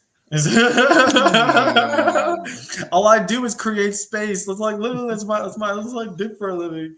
Dancer, literally choreographers. All you do is create spaces for people. You create I create worlds. Yeah. So I was like, oh, create a world? Oh, let's create. I could do that. And then, and this is something I was struggling with, and I'm still working through, and as I continue to work through, is like sometimes, like, you know, you go into a new platform, right? So you're like, I don't know this platform, so like everything that you did in your whole life kind of feels like it just went away. Like you were such a teacher before, teacher, so it's not like I don't have experience and everything. It's like, They change everything every couple of years. Like, okay, hey, I'm glad you got used to Google Classroom. Well, now we're going to use Canvas. I'm like, oh, I just learned Google Classroom. Look, see that adaptation. See that's what that dancer comes in too. You know what I'm saying? That movement. But everybody's a mover. Everybody's a mover. I'll say this. So I know I'm diving a little bit away from our subject, but I'm not. But everybody's a mover. Can you put one foot in front of the next? You're a mover. Because did you just move? Great. Well, not in sync. Oh, you don't think it was in sync? Maybe you should ask your body about that. Interesting. You just not paying. Most people just don't pay attention to. It's hard for people to because that would actually mean that you would actually have to look at yourself and actually give yourself praise. That's really hard for people to do. Pat them like I know. I shoot. I say I know by saying I know. I'm giving that information from my experience. Yeah. Just so I can and that's everything I'm saying is my experience. So and I have to. I'm learning even more so to kind of give even that preface sometimes because it's hard for people to take that without it feeling like, are they talking about me? And I'm like, everything's not about you, my friend. But right? But we internalize it all the time. Yeah, but I mean, I was that person too. So like, I get it. Like I feel it. Because then it's like, what do I need to, how do I need to change so I can be like that? It's like, did you ask yourself first? The answers are inside of you. People just all they do is just talk to you, just talk to you and amplify what you do in general and like create this cool like thing. Anyways, X, like I do believe, to get us back on track. Let's go back to the main quest. Yes. Main story. We were on a side quest. What else? But we've leveled up. We've leveled up. We're leveling up. We're leveling up. I got my knowledge sword. Okay. Yes. So I believe what we're gonna do. What we do is we find the tribe that we are most in vibe with. Okay. Your vibe is your tribe, and so again, whatever you're feeling, whatever you're going through, whatever you're asking for, and if you're really truly asking for it, you're gonna find it. So if you're going, oh, I went on there for 2 days, I didn't find it. Guess I'm not gonna find them. Guess what you're gonna do? You're not gonna find them. Yeah, but if you go in there every day and you say, I'm gonna find them, eventually you're gonna find them. How long are you willing to believe? What is your belief? What is your actual belief in it? Do you really believe in things? And that's why I think it's always funny. I find people's faith to be quite interesting. It's like, if you believe in it so deeply, why won't you question it? Will questioning it hurt your feeling? No. You can't question your belief. Do you really believe it? Because if you believe it, you already know without a shadow of a doubt. You can question everything. You can look at every piece of evidence. You can look at everything, and your belief system is going to say, yep. Because one of two things will happen. Either if you are correct, questioning is only going to steel man your argument, steel man your belief. It's going to make it stronger. But if you're going to get new data, and then you might be able to make a shift in your decision. But you're only going to make your belief stronger one way or another. So yes, you got to question. I think absolutely. Yeah, absolutely. Yeah, I love that. So that's kind of my answer to that question. The X thing. But like when branding changes, things change. Like you had like a little free bird, like, whoa, let's go to look this X. It reminded me of, so this is what it reminded me of. And this also shifts, like, environment shifts perspective. So if I just shifted my my logo from this little Tweety bird that's like, yeah, come on, I'm blue, to this like black, I'm gonna tweet X, and it's like, oh, X. I'm like, the X-Men? I'm like, oh, all right, Charles. Where's Charles? Where's Magneto at? Like, I'm like, who's controlling me right now? I'm controlling your body. The iron in your body, he'll like, okay. But so it changes how you view things, and maybe you take it a little bit more seriously. So maybe people started taking it a little more seriously. I kind of, in a way, for me, I like it. I like the change. I think it's really cool. It gives me video game vibes. Yeah. It gives me, X. Now look, XAI. Would you have Tweet AI? XAI. That's a statement. Tweet AI just doesn't sound all that appealing. Twitter AI. Twitter AI. Hello, everybody. X, but then like XAI. That sounds business. That's business. That's power. So Elon knows what he's doing. Like he's not like the thing that man can do is tell a narrative. Okay. He wants the narrative and he creates, and he's embodying the narrative. So people can say whatever they like to say about him, whether you like him or not. that's a human. That's a people will be like, oh, that's an alien. That's what that's what it's called when you tap into your humanness. Mm-hmm. Okay, that's powerful. Yeah. Like the capacity, that's what that's called is capacity. Okay, it's just like the four people didn't think you could run a 4 minute mile, until somebody else did it, and then people started breaking that record. Yep. Like we're gonna start to see, and now that we have AI to help supercharge these things, we're gonna start to see these like this is a superpower.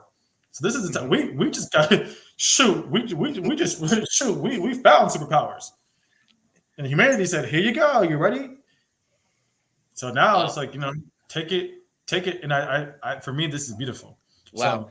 So So you got AI, you got CRISPR technology, we got 3D printing, we've got all these things converging in the next 10 years. biotechnology, I mean, it's already here. There's a book I think everybody. There's a book I suggest. I almost said I think there's a book that I suggest for everybody if you want to read. It is called AI 2041. Kai, if you would like to kind of see into a little bit maybe of what our future is going to look like, read that book. See it. There's stories. The beautiful thing is like, oh yeah, words are stories, y'all. Words have energy, frequency, and vibration to it. Everything. yeah, If you think of that everything sits on a frequency. So when you tell it the stories you tell you a lot. The story, yeah, I guess the stories you tell you, the stories you tell yourself, right, are literally just that. yeah, You tell yourself the story that sits on a frequency and a vibration and an energy, and it has specific energy. You ever go to somebody and be like, "Ooh, their energy. Ooh, I like that thing," or "Oh, their energy. Oh, that vibe. Oh, no." Like you know what I mean? That's it. Like mm-hmm. we have it, and what causes those things? Words. Yep. Words Our words are powerful. What is Bruce Lee's got a quote? I can't believe I about words or he said it's I like what he said because he's talking about words are powerful, but he said words are powerful. That's why they call it casting a spell or something like that. mm-hmm. I'm butchering the quote, but there's power in Cool. words like that. Absolutely, absolutely. And spaces, I feel like I think I've said this. Maybe I think I may have even said this in a space you and I were in together. But it's these spaces are like Socratic method. They're like the Socratic Mm. seminars where there's a host that takes a topic, but everybody chimes in, and we get all these different perspectives, and depending on how it's managed, because I know some spaces can get toxic, but the spaces you and I seek out, I think you and I seek Mhm. out similar spaces, is that everybody respects each other's opinions. And I mean, we can disagree, but we respect each other.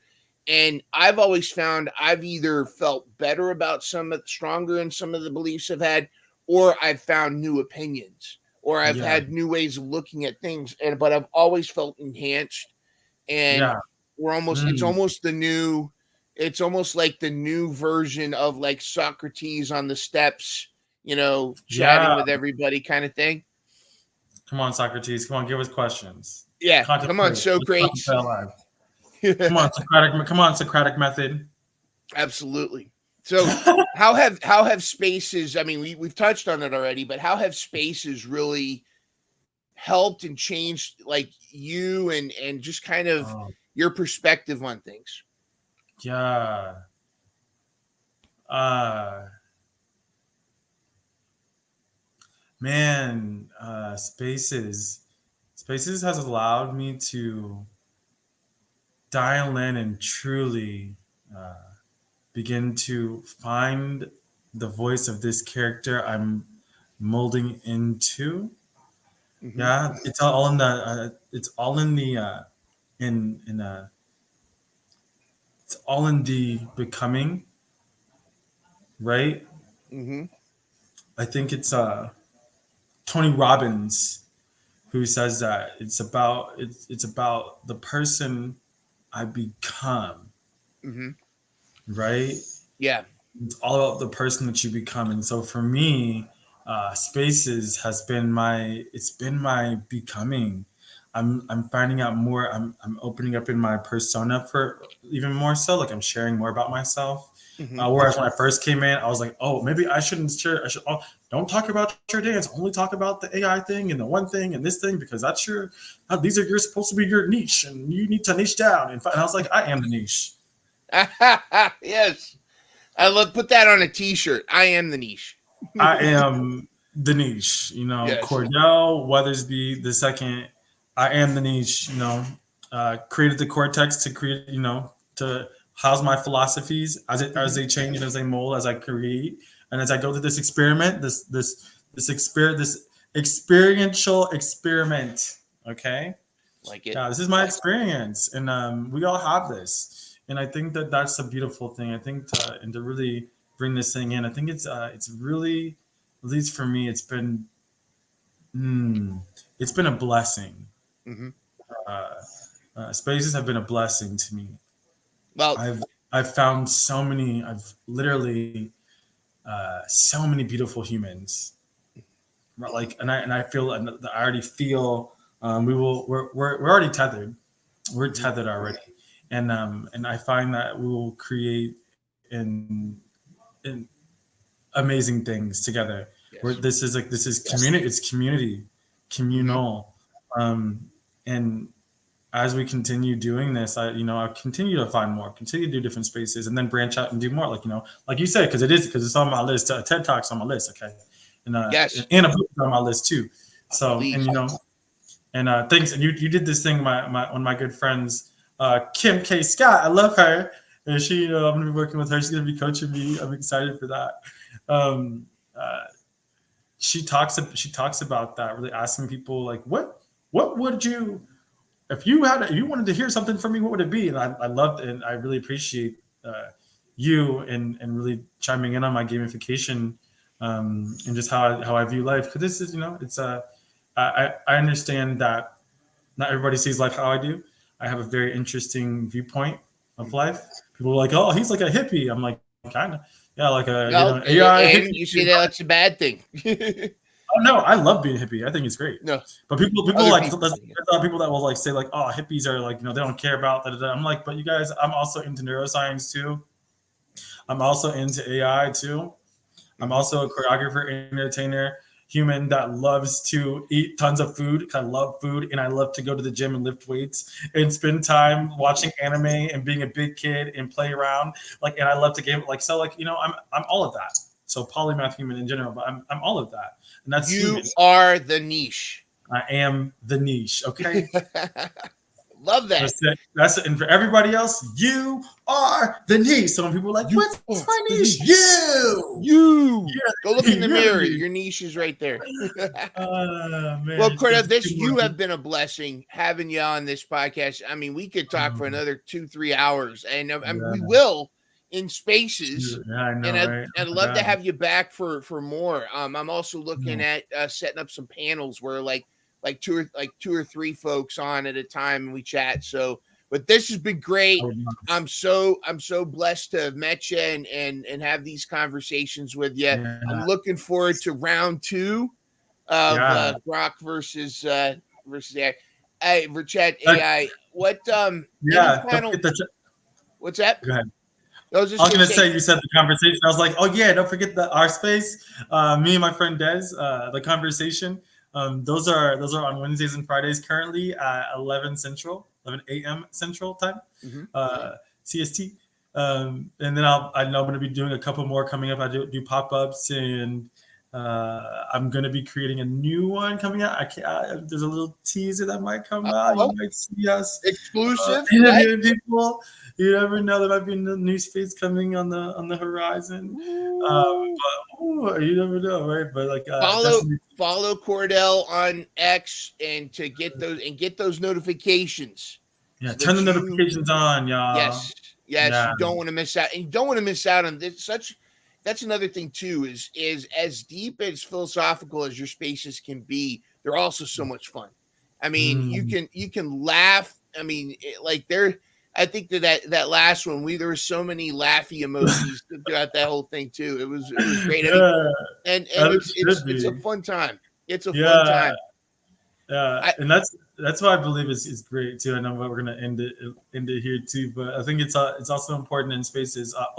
For me, safety's first because I Yeah. think even in that one I had to kind of cut some language out. And by language I mean somebody was trying to trauma dump, not saying trauma dump in a negative way, but we also understand there's a space and a place for those things, right? Yeah, and somebody played the Tra La La theme after that. I don't know who that was. Yeah, I'm dead. What a mean person that was. I That was can't great, believe. bro. It was cool, but yeah, safety and then laughter. Like let's release because in real time, and we did a little breathing, right? Some breath work. I love breath work too. So let's go. We can hear. But thank you so much, Mind Runner. It's been such a pleasure being on. Wow, Mental Health Mondays. Come on, absolutely freaking fantastic. I love it. Awesome. Well, thank you so much for being on here. And for Cordell the second, Cordell 2.0, sometimes Slade-L, this has been Mental Health Mondays. I'm Mind Runner. Make sure you put those notifications on when you follow Cordell on X. You don't want to miss out. And don't miss out, of course, on Mental Health Mondays. For Cordell, I am Mind Runner. Have a great week.